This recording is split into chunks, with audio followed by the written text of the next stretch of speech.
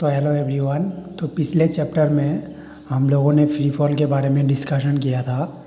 तो आज एक थ्योरी देखेंगे। ये जो थ्योरी है Galileo's law of odd number. ये थ्योरी बेसिकली गैलीलियो साहब ने फ्री फॉल मान के जब ऑब्जेक्ट गिरता है तब उसको लेकर एक थ्योरी दिया था। उस थ्योरी के हिसाब से तो आपको पता ही है फ्री फॉल क्या है। अगर नहीं पता है तो मेरा पिछला वीडियो आप लोग देख लीजिए। तो फ्री फॉल बेसिकली होता है कि जब आप यार रेजिस्टेंस को जब आप इग्नोर करोगे तब जिस तरह से फॉल होगा उसको ही फ्री फॉल बोलता है। तो इस थ्योरी इस तरह का है कि the distance traversed during equal interval of time by a body falling from the rest stand one another with the same ratio as the odd number from the beginning। कि उन्होंने बोला था कि कोई भी ऑब्जेक्ट फ्री फॉल में अगर rest state से नीचे आप फेंक दोगे गिरेगा तब जो डिस्टेंस ट्रैवल करेगा डिस्टेंस जितना कवर करेगा वो किस तरह से होगा 1:3:5:7:9 इस रेशियो में वो डिस्टेंस ट्रैवल करेगा। अगर आप मान लो कि यहाँ पर एक ऑब्जेक्ट है रेस्ट पर, तो आप अगर नीचे फेंकोगे इस तरह से अगर नीचे गिरेगा तो उन्होंने बोला था कि इक्वल इंटरवल ऑफ टाइम में सपोज़ यहाँ तक आने में इसका टाइम लगा 3 सेकेंड, यहाँ से यहाँ तक आने में 1 सेकेंड, यहाँ से यहाँ तक आने में और 1 सेकेंड और यहाँ से यहाँ तक आने में और 1 सेकेंड। तो उन्होंने बोला था कि जो डिस्टेंस ट्रैवल करेगा वो ऑलवेज 1:3:5:7:9 इस हिसाब से डिस्टेंस ट्रैवल करेगा। अगर आप मान लें कि 1 सेकेंड में इस सेकेंड में अगर डिस्टेंस ट्रैवल किया 1 मीटर, तो दूसरा सेकेंड में यहाँ से यहाँ तक इस 1 सेकेंड में कितना करेगा 3 मीटर और यहाँ से यहाँ तक करेगा कितना इस 1 सेकेंड में 5 मीटर। तो यहाँ पर एक कॉन्सेप्चुअल क्वेश्चन है। अगर किसी भी ऑब्जेक्ट सपोज मान लीजिए यही ऑब्जेक्ट यहाँ से यहाँ तक गिरने में ये जो यहाँ तक गिरने में टाइम लगा 3 सेकेंड, तो ये कितना डिस्टेंस ट्रैवल करेगा।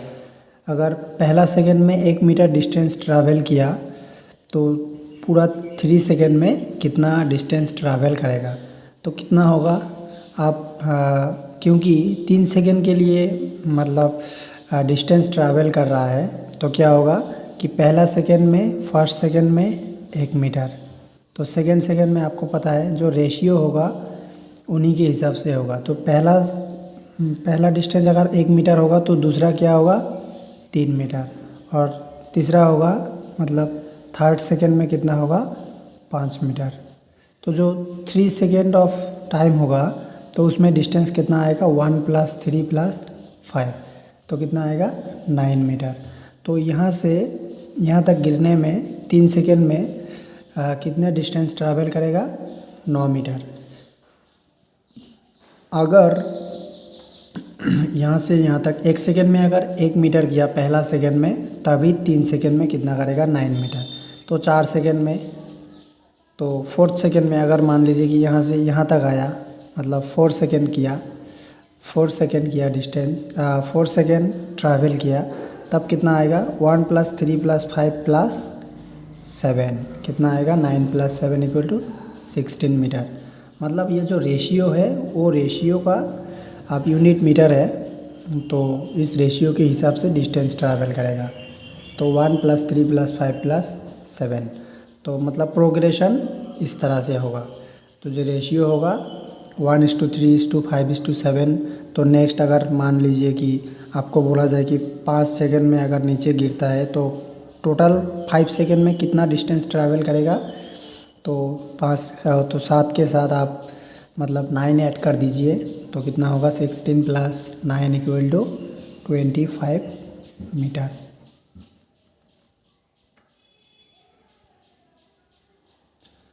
25 मीटर। तो ये जो है ये रेशियो कैसे आता है उसको अब हम देखेंगे। तो इक्वेशन ऑफ मोशन का आपको जो सेकेंड इक्वेशन था जो दूसरा इक्वेशन था वो था S equal to U T plus half A T square. लेकिन जब कोई भी वस्तु जब नीचे गिरता है तब ए के जगह जी होता है, क्योंकि नीचे गिरता है मतलब किसके कारण गिरता है, ग्रेविटेशनल एक्सीलरेशन। तो जो ऑब्जेक्ट जब नीचे गिरेगा तब क्या होगा, एक्सीलरेशन कैसे होगा, ग्रेविटेशनल एक्सीलरेशन होगा। जो अर्थ का ग्रेविटी है, तो अर्थ का ग्रेविटी खींचता है तो उस मतलब वहाँ पर ए की जगह जी होगा। और ए कहाँ होता है, ए होता है लीनियर एक्सीलरेशन में। कोई भी अगर ऑब्जेक्ट स्ट्रेट लाइन में ट्रैवल कर रहा है तब एक्सीलरेशन क्या आएगा, A. In case of straight line acceleration होता है ए, लेकिन फ्री फॉल या किसी भी फॉल में जो एक्सीलरेशन होता है वो क्या होता है, जी, ग्रेविटेशनल एक्सीलरेशन। और जी का वैल्यू क्या है, 9.8 मीटर पर सेकेंड स्क्वायर। तो आपको 9.8 मीटर पर सेकेंड स्क्वायर ही लिखना है, क्योंकि ये कांस्टेंट होगा, क्योंकि ये फ्री फॉल है। तो फ्री फॉल में आपको एयर रेजिस्टेंस नेगलेक्ट करना होता है, इसीलिए जी इक्वल टू 9.8 मीटर पर सेकेंड स्क्वायर होगा। तो जो स्टैंडर्ड इक्वेशन होगा तो उस इक्वेशन क्या आएगा, S equal to U T half G T square. क्योंकि ये ऑब्जेक्ट नीचे गिर रहा है इसीलिए यहाँ पर माइनस आएगा। तो ये होगा इक्वेशन। तो जो गैलीलियो का जो लॉ है ऑड नंबर का, तो उन्होंने बताया था कि जो ऑब्जेक्ट स्टार्ट करेगा वो किससे स्टार्ट करेगा, फ्रॉम रेस्ट। तो फ्रॉम रेस्ट जब होगा तब यू इक्वल टू कितना आएगा, जीरो, मतलब इनिशियल वेलोसिटी जीरो होगा। इसीलिए जो फाइनल इक्वेशन होगा वो होगा S equal to minus half G T square. मतलब यू के वैल्यू आप जीरो बैठाओगे यहाँ पर तो ये जीरो आएगा अल्टीमेटली, तो इतना ही बचेगा, minus half G T square. तो अब हम करेंगे कि 1:3:5:7 ये रेशियो कैसे आता है, मतलब इस इक्वेशन के ज़रिए कैसे आता है। तब आप मान लीजिए कि जो टाइम इंटरवल है वो टाइम इंटरवल है, पहला टाइम है टी, तो दूसरा टाइम है ट्वाइस टी। तो हम 1 सेकेंड 2 सेकेंड 3 सेकेंड इस तरह से नहीं लिख रहे हैं, क्योंकि लिखने से मतलब जब रेशियो आप निकालोगे तब थोड़ा मतलब प्रॉब्लम आएगा। ऐसा नहीं कि नहीं लिख सकते हैं, लेकिन टी लिखने से मतलब अच्छा होता है, तब रेशियो निकलने में अच्छा होता है कि टी कैंसिल जाएगा इसीलिए। तो टाइम इंटरवल पहला है टी, दूसरा है 2 टी, तीसरा है थ्राइस टी और चौथा है 4 टी। तो जो इंटरवल होगा वो कैसे आएगा, इस और टी और ट्वाइस टी के बीच में इंटरवल क्या आएगा, twice T minus T equal to T. तो ये time interval thrice T minus twice T equal to T. तो उन्होंने बताया था कि इक्वल टाइम इंटरवल में जब कोई भी वस्तु को आप फ्री फॉल में नीचे गिराओगे तो उसका डिस्टेंस 1:3:5:7:9 इस तरह से उसका प्रोग्रेशन होगा। तो time interval T T T, तो पहला सेकेंड टी है, दूसरा सेकेंड ट्वाइस टी, तीसरा थ्राइस टी, चौथा 4 टी। तो क्या आएगा कि अगर यहाँ से नीचे गिर रहा है ऑब्जेक्ट तो ये हुआ, यहाँ से यहाँ तक आने में लगा टी, और यहाँ से मतलब इनिशियल पोजीशन से यहाँ तक आने में लगा ट्वाइस टी, यहाँ तक आने में लगा थ्राइस टी, यहाँ तक आने में लगा 4 टी, और तो इस तरह से नीचे गिरेगा। तो अब हम टी का जो वैल्यू है उसको इस इक्वेशन में बैठाएंगे, इसका एक नाम देते हैं इक्वेशन नंबर 1। तो फ्रॉम इक्वेशन 1 वी गेट, तो क्या मिलता है हमको, जो डिस्प्लेसमेंट जो होगा मतलब डिस्टेंस जो होगा तो होगा S equal to minus half G T square. तो सपोज मान लीजिए कि इसका वैल्यू जो है उसको हम बोलते हैं कि y, तो एस इक्वल टू वाई होगा S1 में। तो दूसरा केस में क्या होगा, S2 में क्या होगा, S2 में होगा माइनस हाफ जी ट्वाइस टी होल स्क्वायर। तो अल्टीमेटली क्या आएगा, तो हम कैंसिल नहीं करेंगे, क्योंकि इसका एक वैल्यू हम लोगों ने एज्यूम किया है कि y, मतलब एज्यूम नहीं, इसको हम लोगों ने मान लिया कि इसका वैल्यू है y, तो इसीलिए हम इसको स्क्वायर करेंगे। तो क्या आएगा 4 into minus half G T square. आप मतलब इतना मेरे को मालूम है कि आप इसको आप कर लेंगे। तो क्या आएगा 4y। लेकिन ये जो s इक्वल टू वाई था, ये कहाँ से मतलब कितना दूर तक था, कहाँ से कहाँ तक था, 0 फ्रॉम रेस टू फर्स्ट, मतलब पहला सेकेंड तक था y। तो दूसरा इंटरवल क्या होगा, s2 नहीं होगा, वो इंटरवल क्या होगा s2 माइनस s1। तो s2 माइनस s1 जब आप करेंगे तब आपको क्या मिलेगा कि 4y minus Y, ultimately thrice y। तो जो S equal to minus half G T square. तो जब हम s3 करेंगे तब क्या आएगा half G thrice T whole square. तो क्या आएगा 9 इंटू, सॉरी माइनस होगा यहाँ पर, minus half G T square. तो क्या आएगा 9y।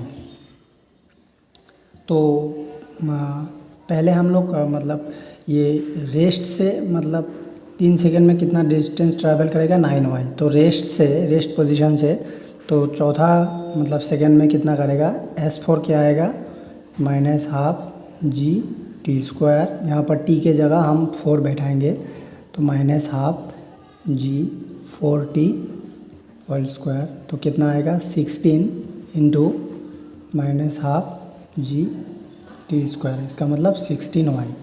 तो ये हुआ 9y, ये हुआ 16y। तो अब हम करेंगे जो टाइम इंटरवल था, जो s0 मतलब रेस्ट से पहला सेकेंड s1 तक था, वो कितना था y। और दूसरा जो था s2 माइनस, आप थोड़ा वीडियो को आगे लेके देखिए। तो s2 माइनस s1 जो था वो कितना था 4y minus Y equal to 3y। तो ये होगा फर्स्ट इंटरवल, ये होगा सेकेंड इंटरवल। तो थर्ड इंटरवल क्या आएगा s3 माइनस s2, ये कितना था 9y माइनस 4y। यहाँ पर आप 3y मत लिखिए, क्योंकि ये 3y वो इंटरवल जो सेकेंड में जो टाइम इंटरवल में जो डिस्टेंस था वो था 3y, लेकिन रेस्ट से मतलब सेकेंड मतलब 2 नंबर सेकेंड तक वो 3y नहीं था, वो कितना था 4y, इसीलिए यहाँ पर होगा 4y। यहाँ पर मैंने लिख दिया है s2 s3। अब वीडियो थोड़ा आगे करके देखिए, मतलब मैंने क्या लिखा था। तो ये क्या आएगा 5y। तो जो फोर्थ इंटरवल होगा तो वो कितना आएगा 16y माइनस ये थर्ड 9y, ये कितना हुआ सॉरी y, तो ये हुआ 7y। तो आप देखिए जो फर्स्ट इंटरवल था, तो first interval is to second is to third is to fourth. जब आप करेंगे तब आपको एक चीज़ मालूम होगा कि फर्स्ट इंटरवल में कितना था y is to 3y is to 5y is to 7y। तो जो रेशियो होगा, इसीलिए y कैंसिल जाएगा। मैं इसीलिए आपको मतलब minus half G T square उसका वैल्यू इसीलिए y लिया था ताकि इस कैंसिल कर सके। तो क्या आएगा 1:3:5:7:, इस तरह से इसका प्रोग्रेशन होगा। आप जितना भी मतलब फोर्थ सेकंड में इतना आया तो फिफ्थ सेकंड में कितना आएगा, तो आप यहाँ पर t के जगह 5t बैठाएंगे। तो 5t बैठाने से आपको जो नेक्स्ट इंटरवल ऑफ टाइम आएगा कि फोर्थ सेकंड से फिफ्थ सेकंड तक, वो जो एक सेकंड में कितना आएगा आपका 9y आएगा। तो आप खुद करके देखिए वो। तो ये जो इक्वेशन है इम्पोर्टेंट है, आ सकता है तो फर्स्ट ईयर में HS फर्स्ट ईयर में जो NCERT का फिज़िक्स है उसमें ये सब चीज़ बहुत इम्पोर्टेंट होता है। तो आप ये कॉन्सेप्ट के लिए आपको बहुत मतलब बहुत इम्पोर्टेंट है। तो आपको कॉन्सेप्ट समझना ज़रूरी है यहाँ पर कि जो टाइम इंटरवल में आप कभी भी मतलब इस तरह से जो 3y आपको पता होना चाहिए कि y क्या हुआ, 3y क्या हुआ। ये जो है ये 1 सेकेंड में जो डिस्टेंस ट्रैवल किया वो होता है। तो आप जब माइनस करेंगे तब कभी भी मतलब 3y या 5y मत लिखिए। 3y जो मतलब इक्वेशन में एक नंबर इक्वेशन था हमारा एज इक्वल टू माइनस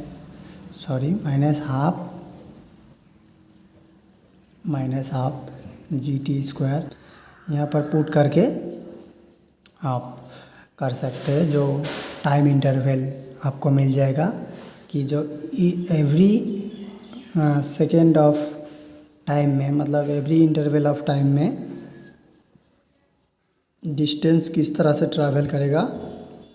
1:3:5:7:9 तब नेक्स्ट क्या आएगा 11:13। इस तरह से इसका प्रोग्रेशन होगा। आई होप आप लोगों ने ये चीज़ बहुत अच्छे से समझे होंगे। अगर नहीं समझे होंगे तो कमेंट में बताइए, मैं और दूसरा तरीके से आपको समझाने की कोशिश करूँगा। तो कुछ नहीं है, बस आपको समझ लेना है कि टाइम इंटरवल क्या है और सेकेंड का वैल्यू क्या पुट करना है और किससे किसको माइनस करना है, तब आपको ये आ जाएगा। तो ये है गैलीलियोस